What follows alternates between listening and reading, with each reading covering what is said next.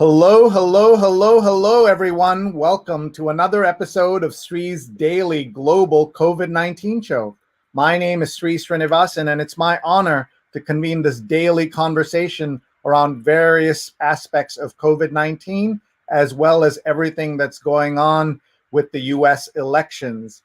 Through these 242 days of the pandemic and the lockdown in New York, we have been live every single day.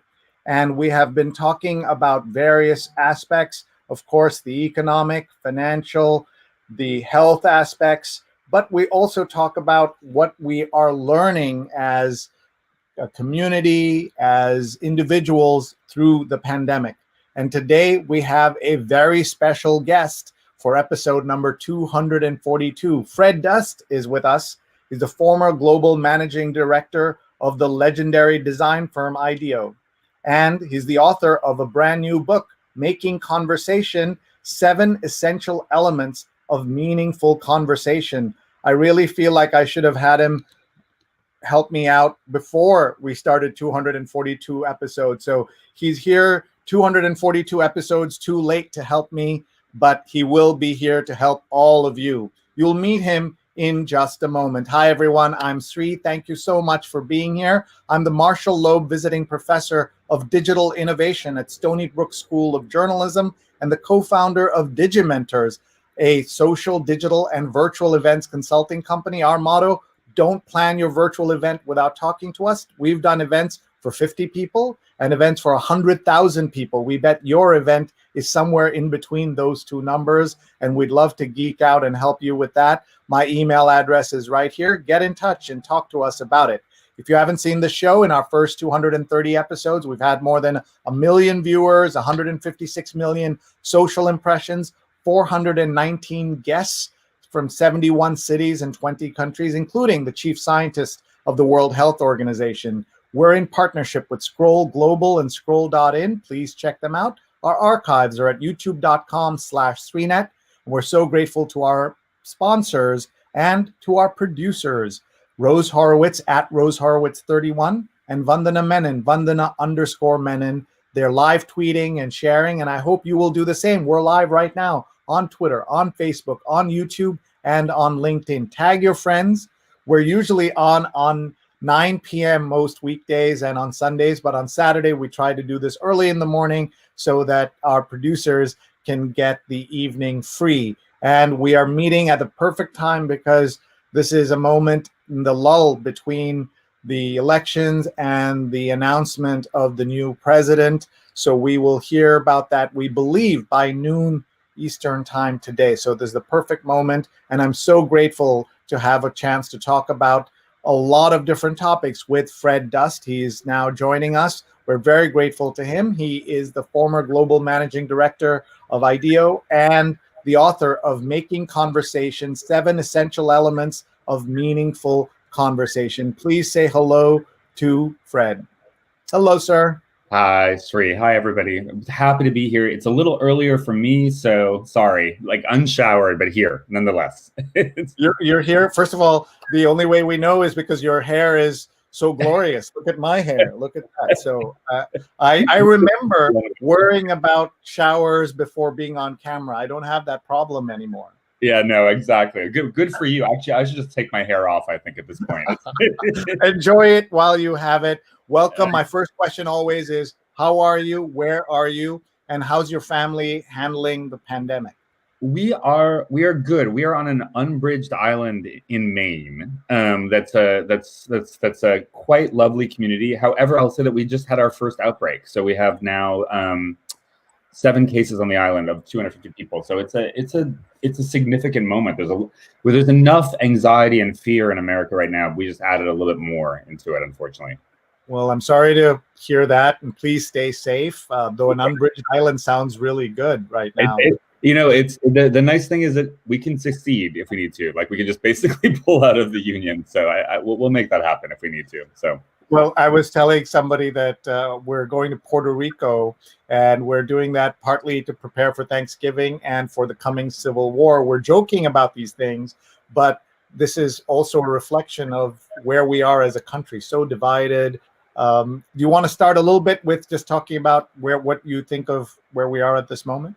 Yeah, I mean, this might be a sort of a funny observation. I mean, so just because we had no COVID until like a couple weeks ago, or God, yesterday, 2 days ago, I was at my congressman's house for the elections, which I usually don't watch on TV for a lot of reasons. We are divided, and yet at the same time, I will say we are still a democracy that's working. It seems like to me, it's like we're still counting the votes. I suspect we have a military that would be against a coup. I think I don't know. I feel divided, but I also feel like maybe less than we think we are. I'm happy to talk about why that is. But I've spent a lot of time having conversations with people who are Trump voters, but are Trump voters for surprising reasons. So I don't want to assume divide necessarily. Well, let's start with that. You can't tease us with that saying you have some thoughts on it. So let's hear that, and then we'll talk about other things. Yeah, I mean, I feel like, I as you might know, I'm working right now with Rockefeller Foundation and a few other foundations. One organization working on the social fabric of America, and my feeling has been, if I can talk to a former president and say, "Hey, get on Facebook," or sorry, not get on Facebook, get on Zoom.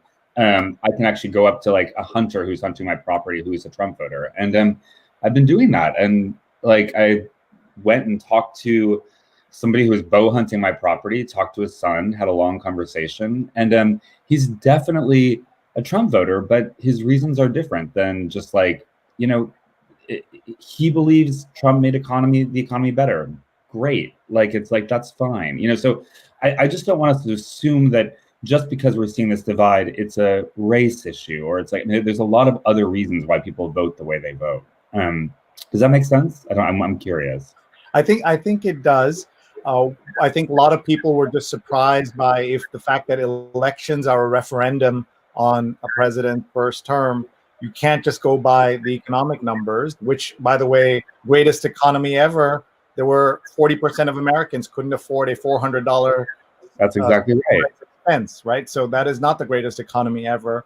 But we saw that more people voted for Trump this election than voted for Barack Obama or anybody except Joe Biden in this election. That means, what does that tell you about the country and this idea of whether this was in fact a referendum or much more than that?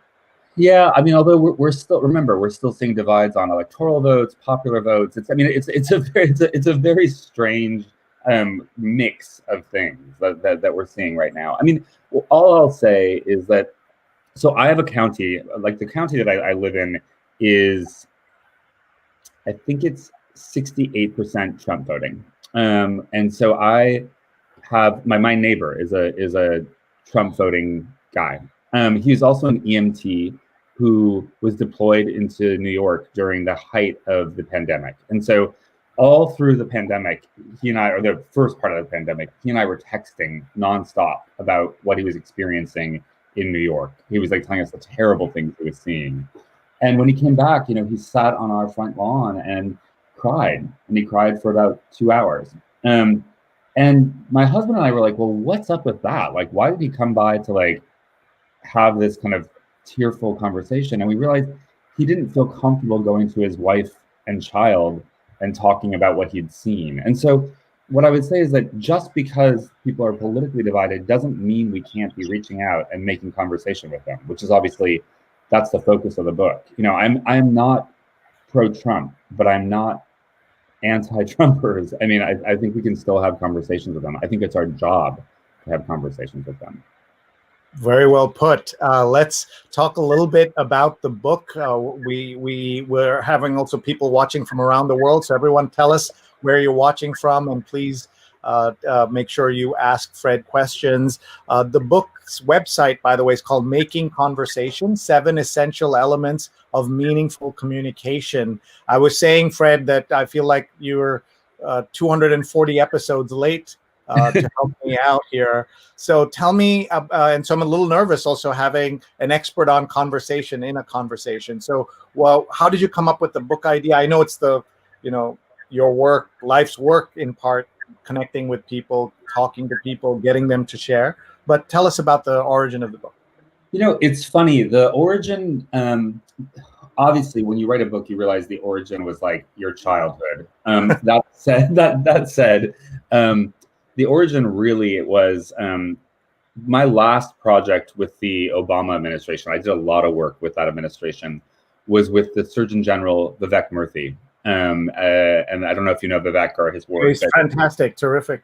He's an amazing guy. And he was about to issue a epidemic of anxiety and fear and isolation in America. And his reasoning behind that was that, how do you get to the notion that everyone's addicted to opioids? Or how do you get to the notion that like everyone's, potentially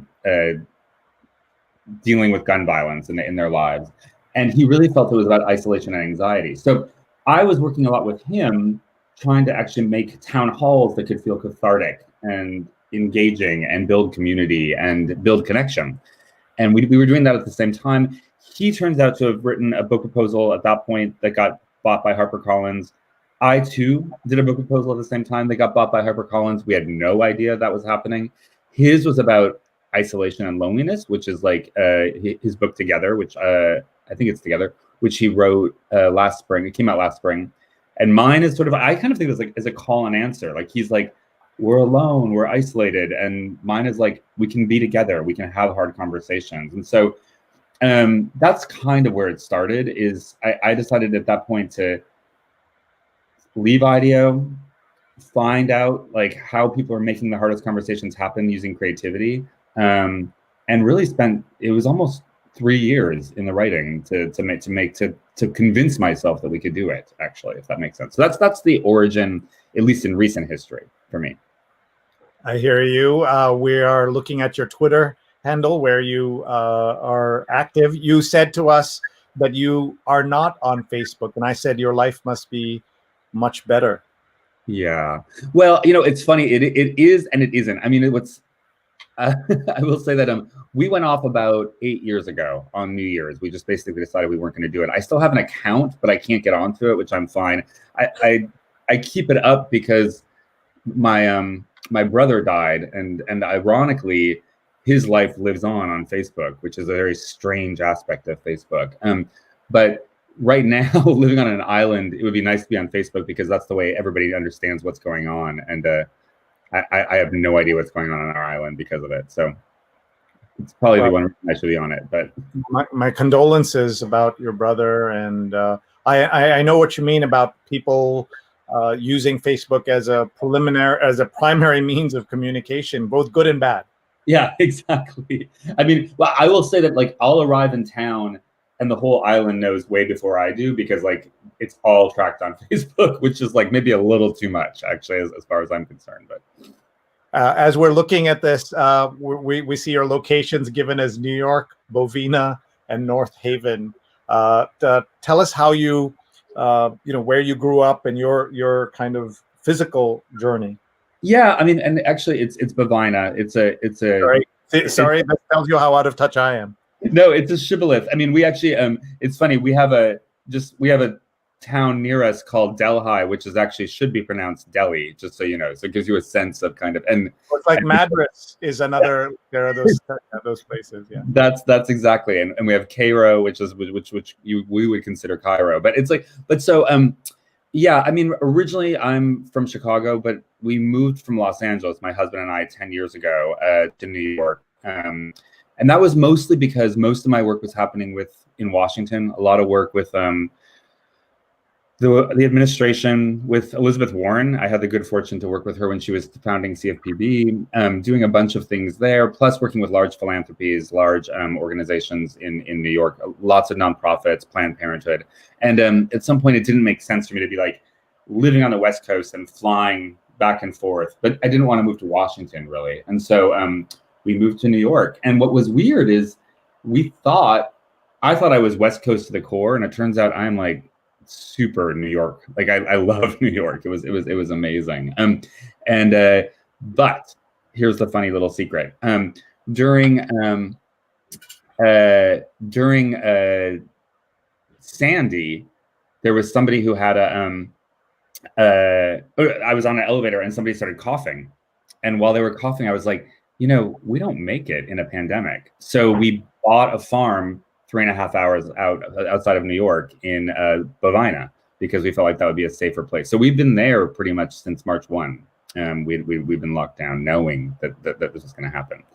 I mean, Sree, it's interesting, especially knowing that you've come, I think you were at Columbia for a while, like in the journalism school. It's like, it's like we would have seen the pandemic coming if the press hadn't pushed everything down below the fold because everything was Trump based, right? Like, so we were like, we couldn't get to the stuff that was like indicators that something bad was going to happen because we were so deluged with the press that was about Trump. And so it was it's a signal to the moment, I think, in a lot of ways. So yeah, I think you're absolutely right. When they closed the pandemic office, that should have been a huge story, but there were 1,000 huge stories. That's right.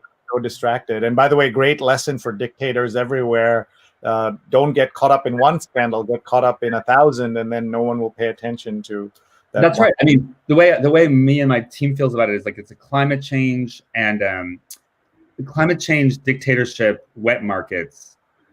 It's a recipe, right? We knew this was going to happen. So it's surprising we didn't get it before. So yeah. So folks, everyone, please follow Fred on Twitter. He's F_Dust on Twitter, and the website is makingconversation.com, and it's about 7 meaningful ways to have meaningful conversation. We won't ask him for all 7, of course, but we'll let him pick 1 or 2 that he wants to tell us about. Yeah, I mean, I'll tell you one that I think is actually quite useful right now. So I'm going to go to the last chapter, which is actually when I usually talk about creativity, I usually start with the last chapter first anyway. So, which is the last chapter is create, right? And the primary point of that is that meaningful conversations should have a result. We'd like to have something that comes out of it that feels like real and powerful and tangible. And so that's really what the chapter is about. But there's a simpler lesson that I think is valuable for us right now, which is that in the situation where you can't talk or you can't talk to somebody, whether it's because they're a Biden or Trump voting relative, or whether it's because their religious persuasion is different from yours, or their gender, or whatever it is that you feel like is dividing you, I suggest that you just create, that you make together. And so I'll give you an example where I have one young woman who, when I gave a lecture, who basically, she's now learning golf from her father. She's like, I don't want to learn how to, I don't care about golf. I don't want to learn how to play golf. But it's a way for me to communicate with my father, even though he has a political focus that's different than mine. And so one thing I would say, especially now, as we're going into like Thanksgiving and other kinds of holidays, that we really consider, like, if you can't talk to somebody, do something else alongside them, knit, sew, read a book, play golf, cook dinner. But it's like, you don't have to talk in order to commune with somebody. So that's maybe one point that I would cut across that I think feels especially pertinent right now. Actually, I just wrote a piece. It's in Thrive Global. So if it's Ariana's site. So if you want to check it out, but last night I wrote a piece that was about why we should be counting stars while we're counting votes. So, and the point of it was that it's like in an ambiguous time while you're kind of like sitting and waiting. Maybe like counting stars puts things. Oh, there you go. You guys are really good at this. It puts you into a space where you understand that you're smaller than the world, that everything is bigger than you, and this is just one moment. And this is in conversation with a psychoanalyst who's also had cancer for 4 years. So she's living with ambiguity constantly. And so she and I went and had a conversation, and we watched the stars. And it was, believe it or not, it was unbelievably calming. We had the best conversation, one of the best conversations I've had for the last couple of weeks, just like sitting under the stars and not talking about voting, but instead talking about the stars. Wonderful. Folks, you can just find it on Thrive Global. Just Google Fred's name. This just came out, so you can see it. While the world counts votes, consider counting stars. Of course, it's not fair. Those of us in big cities don't get to see as many stars as you do in Maine. Yeah, no, and it's funny. A friend of mine wrote from LA, and he's like, "I'm seeing the wrong kind of stars," and I'm like, "Yep." And unfortunately, there's an end to how many stars you can see. So everyone has different stargazing capacities. So Right, and in part, and because of the all the problems out in California, I don't even know how much they can see if they even tried to look up how much they could see. And that's one of the many topics we've covered here. Your book doesn't come out till December, but it's the #1 new release in running meetings and presentations. There's so much interest in how to have better meetings, how to have better conversations. Talk a little bit about that and about the Zoom world. And most of us are going from one Zoom meeting to the other. The other day, I had a client pitch where they asked to meet on the phone. And I was like, oh my God, we used to get work done without video conferencing. This is so cool. Well, so actually, first of all, I think that's so funny on the Amazon thing, because it was a while ago #1 on etiquette and manners. So it's like I can't quite figure out the algorithms of how that all works, but I think it's really funny. Yeah, I mean, I had the good fortune, well, not the good fortune, but you know, working with Rockefeller, we were about to, I was going to help them work on their strategy for all convenings and global gatherings.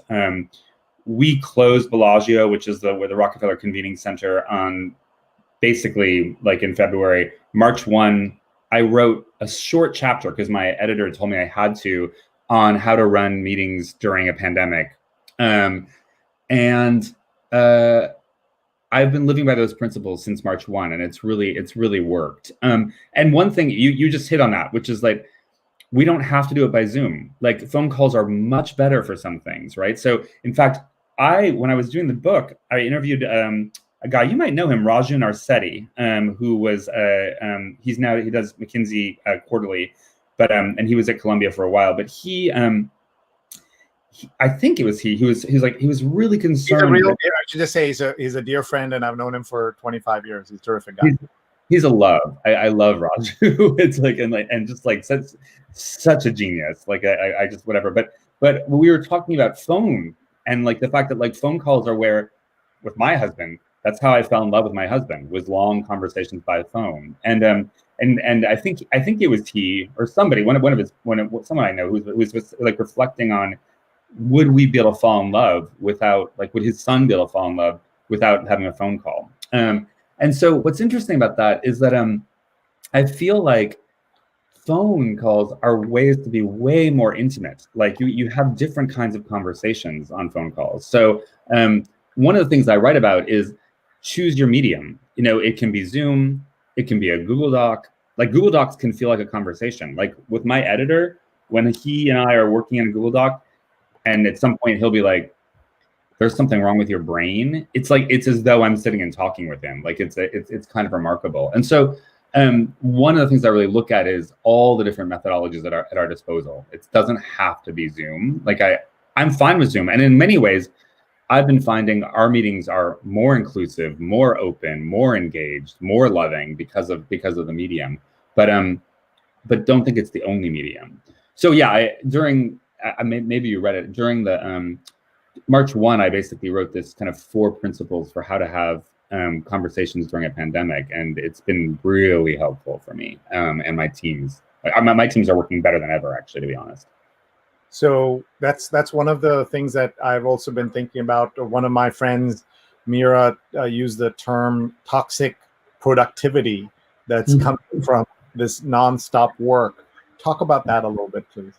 Yeah, I mean, well, and it's funny. One of the first chapter of the book, which is commit, is basically the idea behind it is, if you're going to go into a conversation, commit to that conversation and commit to the people in that conversation, right? So it's like, and that's the idea that we hold our values a little in the back pocket, but we like commit to being in the conversation with people. And so one of the things that is ironic, and then one of the things I say in the book is commit or don't. Like if you're feeling unsafe or you're feeling like you're not kind of critical to the conversation or you're not really helping. Often, I don't know, Sree, if you've seen this, I mean, you work with so many organizations, but there'll be somebody on a board, you know, who's just like, they're always disagreeing with it. And they're like, well, I don't believe the organization can survive, but it's really important that I'm there so I can just like always critique.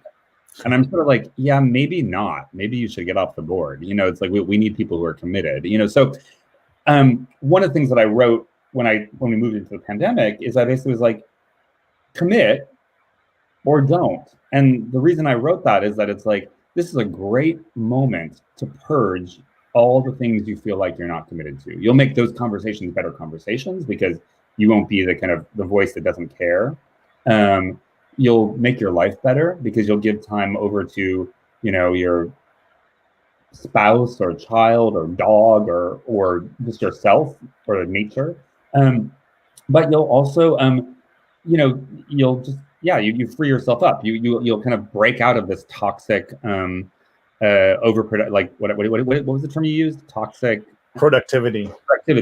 And so it's been quite helpful for me. Like I've been like, yeah, I can't do this. And like actually, interestingly, Sree, like I'll get onto a call like this because I've been doing podcasts and lectures and stuff like that. And I'm like, hey guys, you don't want to show up? Don't show up. It's fine. Or if you want to show up and just cry, like it's cool. It's like, so yeah, I just feel like it ended up being a really useful thing for kind of just purging stuff out of my life and a lot of my teammates' life as well. So, and last thing I'll say, Sree, is that those who are committed, we've bonded so well. I'm sure you're feeling the same way. Like it's like if we're there together, we've really connected in a deep way. So, one of our mutual friends, Nico,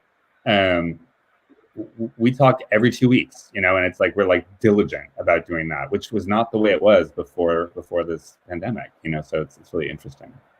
Can you talk for a quick second about the importance of food in making conversation? Because that's one of the things that's missing now, right? You're able to talk to Nico, but I know that he, he's great taste in food and getting together and having a drink. That's missing from most of what we're doing, even if we have a prearranged Zoom over wine kind of thing. Talk about that and why is it important? Why are people longing to be back in a room and dining together?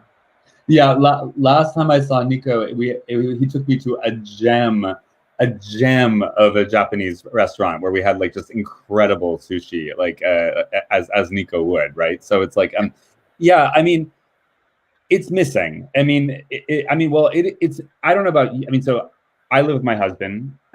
We cook together every night. It's actually, I mean, we love cooking, so it's like this really remarkable thing. So for us, it really matters. I will also say that there's some dumb things that are related to food that you might not think about, which is that every night my husband and I make the table together. Like we set the table together. So we like lay a tablecloth, we put plates down, we put the wine glasses down. And that's in essence setting the stage for the fact that we're transitioning from our work life to our home life and really connecting around that. So you can still eat and have that kind of food experience in those situations. Also, remember, I'm on an island where until recently we had no cases, and so what was interesting is that we were eating together outside. It was like there were restaurants that were open and felt relatively real, and you could still kind of enjoy the notion of food. I remember the first time I went to a restaurant and being like, wow, it's like I can order a martini again. It was like this amazing, because it's like I can't make a cocktail for the life of me, but just that notion that we could do it. So the other thing I will say is that, eat together, like for, on Thanksgiving, like it's like do it online if you can. Or we have a guest coming to our farm. We're all being tested. She and her daughter are going to stay. They're going to stay in a house next door to us. But we feel like it's so important that we at least eat with one other person aside from us. So we're just doing everything we can to, with all precautions, do that. We feel like we need that in our lives. Sure. Folks, we are talking to Fred Dust, the author of the brand new, I don't know if you can call it brand new when it's not even out yet. So it's soon to be brand new. I can't believe it's so funny. Only because of you do I know that it's even on Amazon trending on anything. So so thank you. That's a nice gift for a Saturday morning. Yeah. So making conversation, 7 essential elements of meaningful communication. And Fred is doing incredible work with all kinds of big organizations, the Rockefeller Foundation. He's worked with IDEO, which we want to talk about a little bit. He's also helping people rebuild human connection in a climate of widespread polarization, cynicism, and disruption. And he's also on the faculty of the Esalen Institute, which he'll tell us more about as well. Before we do that, I want to just get some of the comments in. Folks are watching from around the world. Thank you all for joining us and for sharing your comments and giving us a sense of how your Saturday is going. Jonathan's watching from the East Village. And one of the things I'd love, Fred, is for you to reflect on any of these places that we have people watching from, either a favorite place, a meal, what you like or don't like about a particular place. Jonathan, by the way, has watched 242 episodes in a row, which is an amazing feat, and has been a guest on our show as well. So East Village, to you, please. So East Village, Jonathan, I think, is it Freeman's? That's the restaurant near there, but also there's also, I think Prune might have closed, but they're like some of my favorite restaurants were over in the East Village. I love the East Village. And I'll also, like, one of my dearest friends, the woman who runs IDEO.org, Jocelyn Wyatt, lives in the East Village. And I really was like, when she moved to New York, I was like, you need to buy in New York, and you need to, and so she has this little apartment in the East Village. I'm not sure she thinks that advice was the best advice now, but she's okay. She's like, she still goes back and forth. So Jonathan, welcome from the East Village. And Brian's watching from Florida. Florida, where I was born. Brian, I'm curious, where in Florida? Like, I was born in Indiana, but we moved to Jacksonville, Florida, and I lived my first 5 years in Florida. Like, my parents wanted to be, I think they originally wanted to go work at Disney World. But it's like, I don't think they were able to get the job because they were too much of a hippie, too hippie. But it's like, and I just did a podcast with an amazing guy from Jacksonville the other day, and was reminded of just like how lovely Floridians can be. Yeah, just enough of a Southern accent. It was kind of cool. And Florida has, the election results show that Florida is not really a battleground. It seems to, at least on appearance, have gone really fully Trump. That's right, and it's like, and that's okay, Florida. it's like you do you. I mean, that's not. I mean, I can't say enough, Sree. It's like for all the reasons that I don't love this president, I feel like I don't want to make assumptions around why people vote the ways they do, and I think the most important thing is that we're voting. You know, I think it's how a democracy works, and so I feel like that really, I don't know, it matters. And obviously, like, the places I'm talking about, Northern Florida, Jacksonville, voted in a different way than the rest of the state. So it's just interesting. There's a lot of nuance to our locations. We have viewers from India. Have you been? Oh, so my greatest disappointment is that I wanted to bring my husband to India. Like, I love India. I spent I gave a little digression. I gave a lecture to 4,000 people on design in Mumbai. Like, this was like my first time in India, which meant that suddenly I had 4,000 or more, like 10,000 friends all around India. So as I was traveling around India, every place I go, every train station I would arrive at, every bus station, every time I would pull up in a car, somebody would be there waiting for me, wanting to show me a part of their town, like their hospital for, for kids with autism or whatever. And it was a joy. I loved it so much. And then on the other side of it, I did I spent like a week in Bihar, like during crazy storms, like in traffic, where we would be driving 14 hours to get to a village, do interviews. And it's the only place I've ever fallen asleep standing up. And last time I was there, I went to Dharamshala. So I started in Delhi and went up to meet with the Dalai Lama, which is kind of amazing. And India is something amazing. It's yeah. So yay, India. When I saw that you were broadcasting in India, I was like, oh, I'm so here. Like, I'm like so here for this. Well, here's what Gags Dhaliwal is saying. On Amazon India, only the Kindle edition of the book is available. Please make the paperback available so we can order the book. We So just sold the rights to the paperback that will be in every bus station, every it's like I was like, come on guys, I need the paperback version that's going to be in the bus stations. Like it's like, so I promise you, you'll be able to buy it live. I promise you. We just got that deal signed. excellent. Mariel's watching from Kansas City and says, cool stuff. Any Kansas City memories or comments? Yeah, I mean, it's funny. I gave weirdly, I was in Kansas City when I think Trump was nominated as the Republican candidate. So I remember having a long talk in an Uber driver about Kansas City. This is really fun. Like I'm really curious. But by the way, that's a great example of making conversation, which is that, talk to your Uber drivers, talk to your taxi drivers. The best writing advice I ever got in my entire life was from an Uber driver in Los Angeles, who basically was like, hey, she was about writer's block. And she was like, there is no writer's block, just write where you are, like wherever you are. And it turns out that was actually kind of stolen from Shonda Rhimes, but I got it from my Uber driver, who was like a young Black 20-year-old woman who wanted to like break into the writing room. So the lesson there is talking to my Kansas City driver was fascinating. I learned a lot about what it was like. So excellent. And folks, please follow Fred. He's on Twitter. He's at F_dust on Twitter. Please do check him out. We'll keep going with the comments as they're coming in. Rishabh says, really enjoying your session. And Linda says, regarding eating, I just brought out my grandmother's pair of silver candelabra and lighting beeswax candles for dinner every night.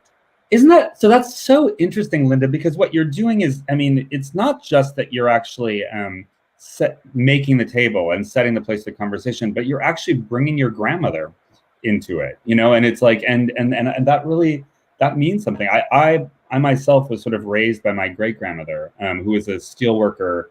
By night she was a steel worker. By the day she was a farmer, and she's been very close to me in my heart for like the last kind of like 9 months. In part, if you don't mind, I'll tell you one really interesting little story. That my grandmother was an amazing storyteller, but she was really good at telling short 20-second stories. So my favorite story, I'll tell you my favorite story of my grandmother. She's coming home from the steel mills. It's the morning. She's walking up to the farm, and gradually she sees something blue hovering in the air. And she's exhausted. She's in this place where she's like, I cannot make it like one more day. Like I'm gonna have to like lay down the weary load. And she, this blue thing kind of floats in front of her, and it turns out to be Jesus Christ, and he winks at her. And that's enough for her to go on. And so that to me is like an example of like just the perfect story. It's like 30 seconds. It has a really surprising twist. You learn a lot about my grandmother. You realize that she was a religious woman. That's what got her through. And it's like, it kind of ends where the story begins. Like, it's like, there's a lot more, but we don't hear it. We just hear that like Jesus Christ winked at her. It's like, and that was it. So the point there being is that I learned from my grandmother, I think, like how to tell an amazing 20-second story, which I think everybody should do. I think it's a really real valuable, especially now that we're on Zoom. And you certainly did. So thank you for that. The art of telling super short stories. But by the way, being raised by your great grandmother, that's a rare opportunity for almost most people, right? Yeah, I mean, I think that it's like my, and she wasn't even really, she was like my half great grandmother. It's like, but she was a remarkable woman. I think I had parents who were a little disinterested in having a child, which is cool. But so my great grandmother was really, she was there for me. And I like, honestly, she was an amazing, amazing influence. I remember like running around and her stepping on a nail once because we were running on barefoot, and she just like weathered through it. She was a powerful, amazing woman. And grandparents, as you know, they're powerful figures, and great grandparents even more so. I still think of her quite fondly. Oh, here's a funny thing, because in the book I talk about clarity, which is actually like the way words play out and what words might mean and what words we should avoid. And one of the things that my great grandmother used to do, as did my grandfather, her son, is they used to call me Hollywood when I was a kid. And I was like, I have no idea why you're calling me Hollywood. I couldn't get a handle on it. And what I realized only recently is that for her, Hollywood signified gay. Like it was basically like all actors seemed like they were gay. It's like that's just like that was her generation. And so it was her way of acknowledging me as a gay man. And which I just is kind of amazing to me to think about the fact that like she was kind of subtly winking at the notion of my identity and making it okay in ways that my parents didn't, which was really powerful for me.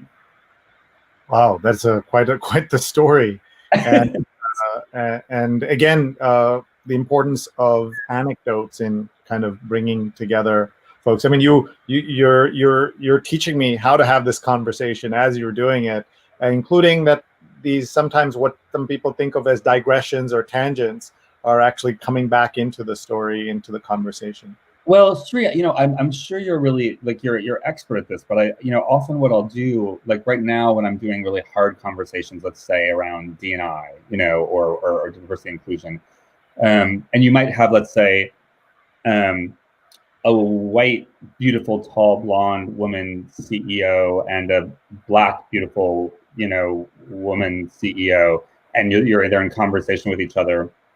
What I realized is by asking them who they were at 12, you get really interesting insights, and you start to break down the barriers between these two people, because the white, beautiful, blonde CEO turns out to have been always tall, so she was made fun of nonstop while she was like in grade school, and the black, beautiful CEO discovered her hair and was like felt like she was the most powerful thing on earth because of her hair, at that point. And so it's by getting to these little mini stories that we start to empathize and understand each other as humans. And that's a really important thing. I mean, Sree, just out of curiosity, like, talk about 12-year-old you for a moment. So 12-year-old me told my Indian parents in New York City that I was going to be a journalist, and they started crying immediately because Indian parents don't want a journalist. They want a doctor, engineer, etc. My dad and his brother and his brothers were all were born and raised in a house with mud walls and a thatched roof, and without electricity and indoor plumbing. And from that house, they raised a doctor and 2 ambassadors, and it's an incredible family. So when my grandfather used to think that my dad was a failure as a parent because he let his son become a journalist instead of somebody who was worthy of the progression that they expected, right? They thought from where they were to where my father was, I was going backwards, and it's hard to argue that they were wrong. But I did. But talking was part of this, because I remember saying to my grandfather that I'd rather be the person who is, talking to these interesting people. That's what I always loved doing. And he said, "But why do you want to be the person begging people to talk to you? Why not be the guy who gets to say, okay, I'll talk to you. I won't talk to you. I'll talk to you." So that was kind of fun. The last point on this is people would say to him, "What became of your good for nothing grandson of yours?" And he'd say, "He's a professor at Columbia." And then they said, "What does he teach?" "Journalism." And so that was how he rolled. But we were very good friends, and it's so important to have kind of the wisdom of older generations in your life, and that's so important. I really agree with that. But there's something else you said that I really agree with as well, which is that it's like, I believe our job on earth is to talk to other people. Like, I mean, that's literally like, that is the work that we've been put on earth to do. And by the way, I don't say that from like a religion. I'm not religious, but it's like, I just feel like the way we understand and embrace the world is by embracing and learning about other people. And so.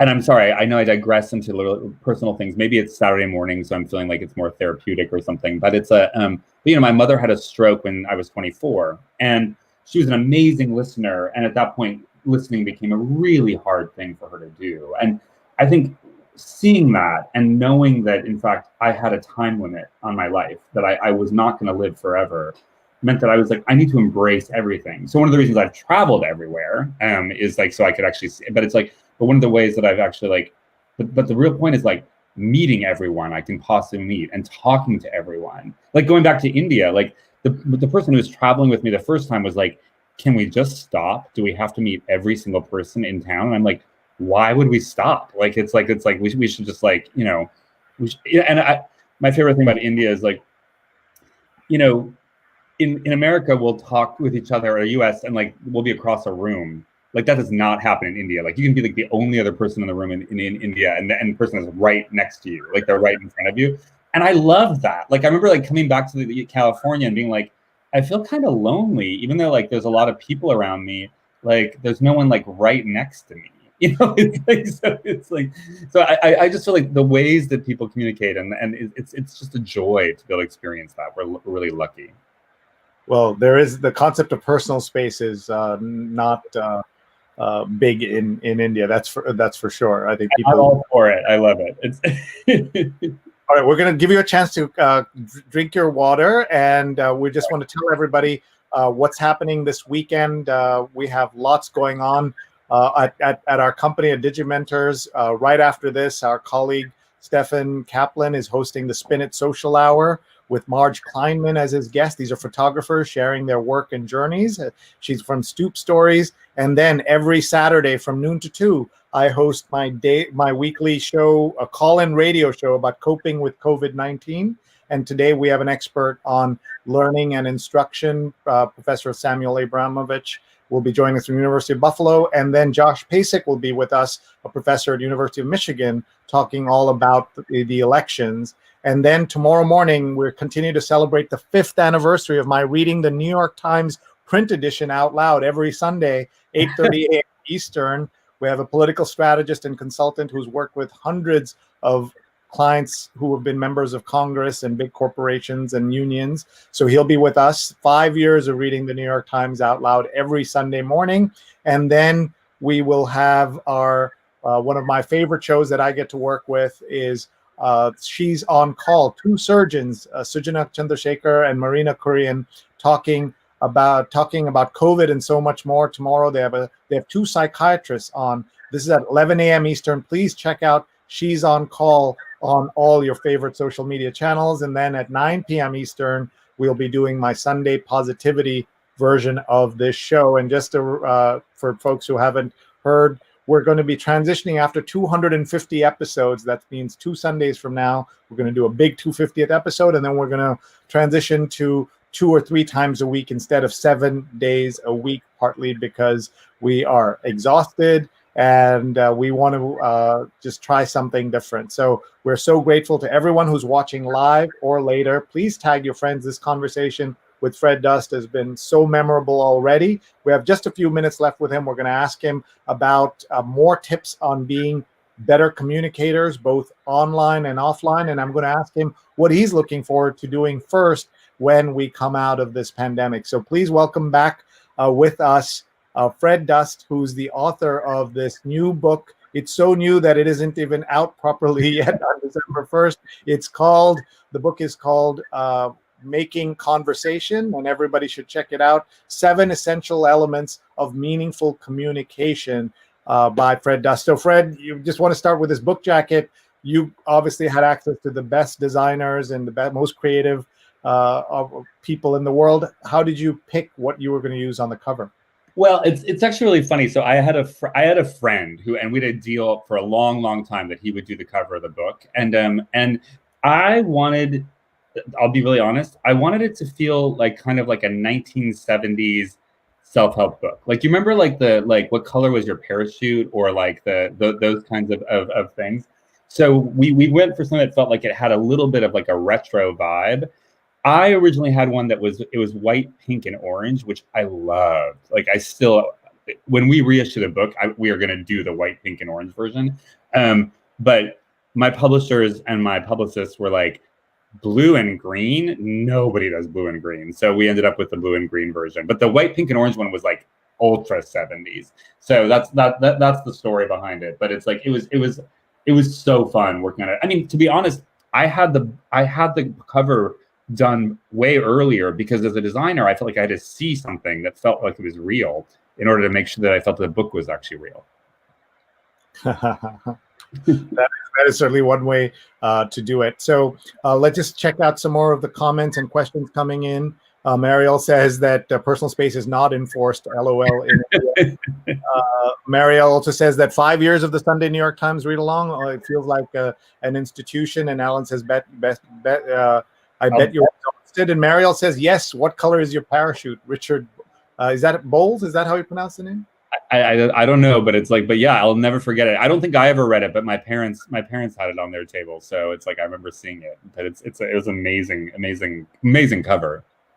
And Mariel says, thank you for your contribution, authentic conversation, making time for us. So thank you so much for doing that. We have lots more comments coming in. Linda is watching and says, good morning from sunny and fall foliage peaking Long Island.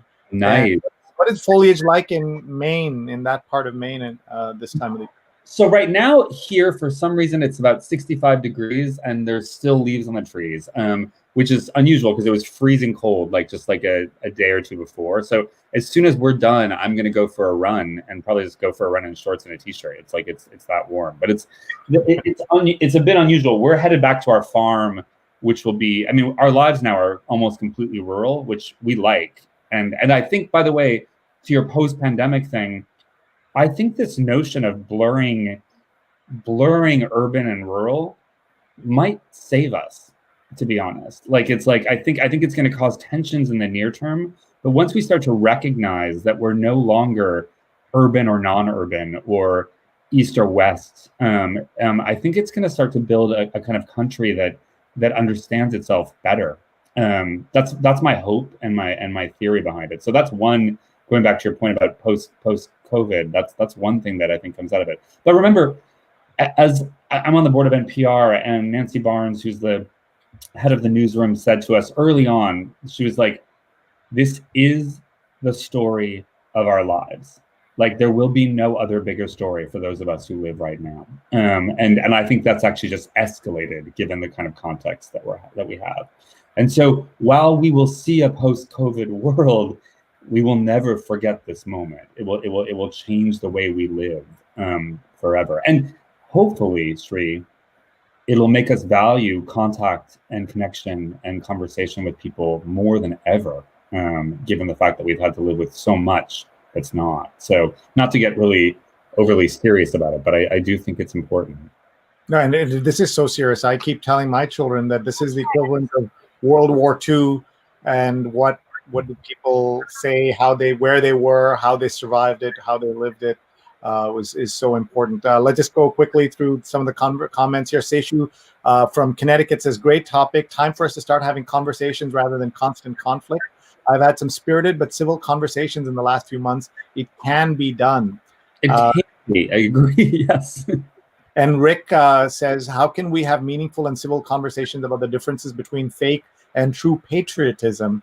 Do you want to just talk a little bit about nationalism, America first, and all of that work?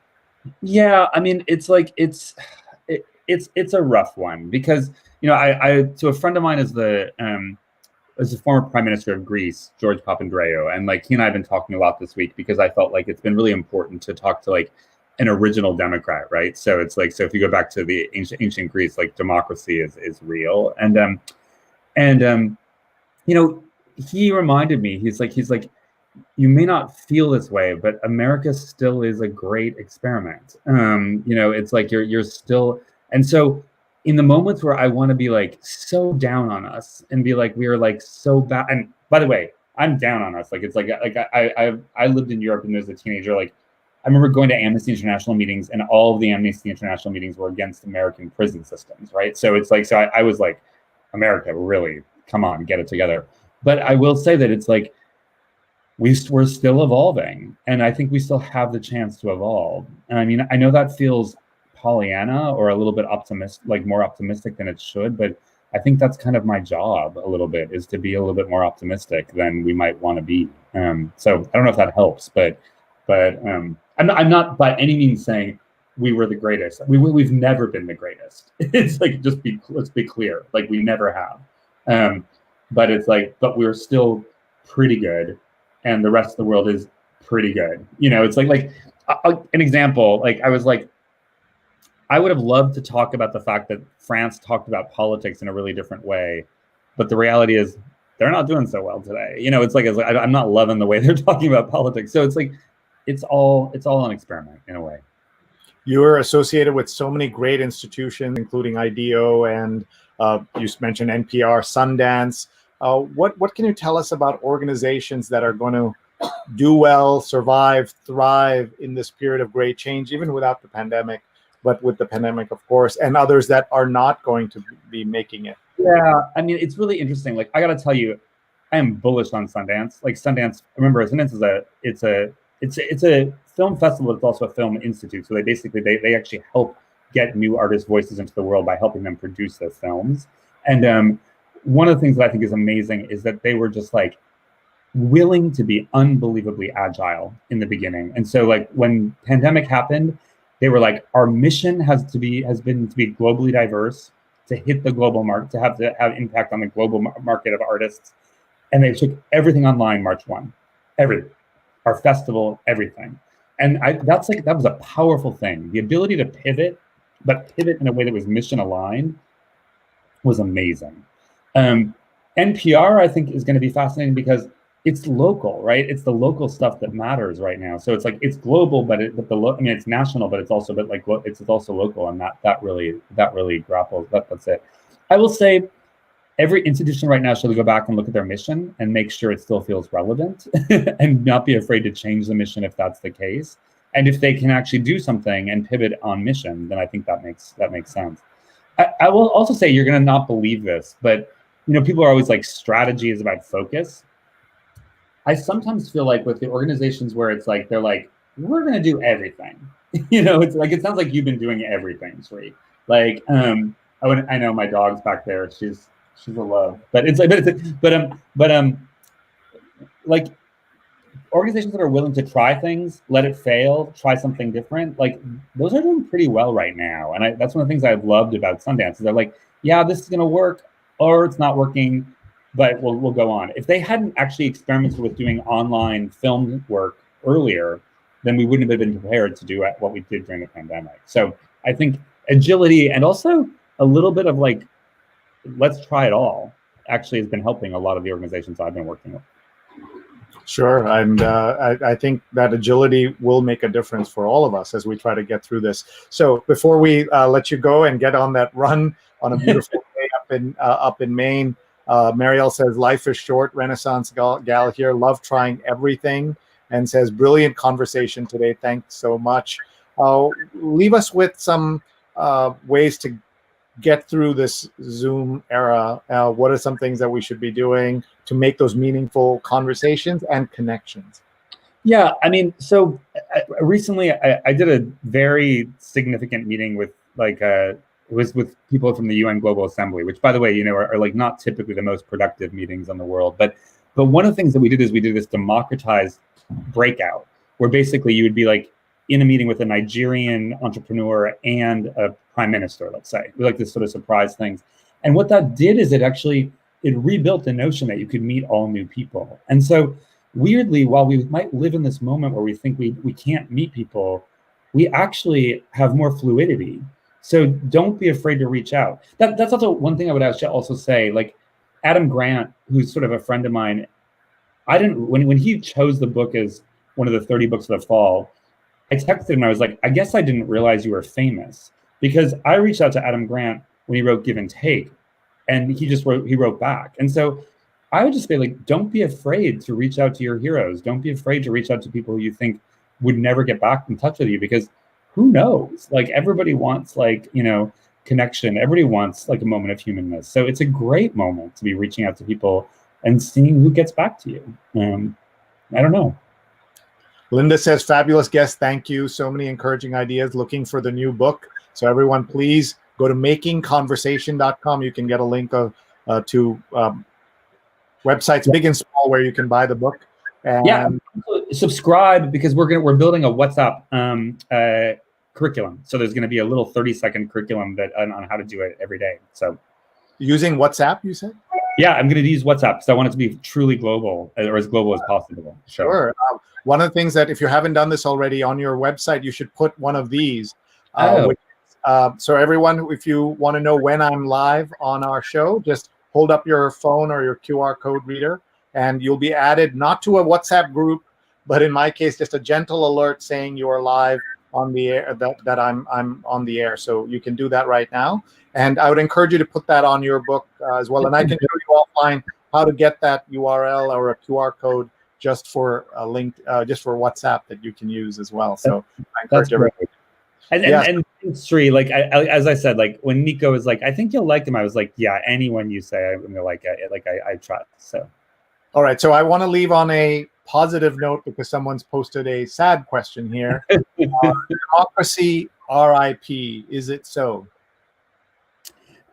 Listen, we voted.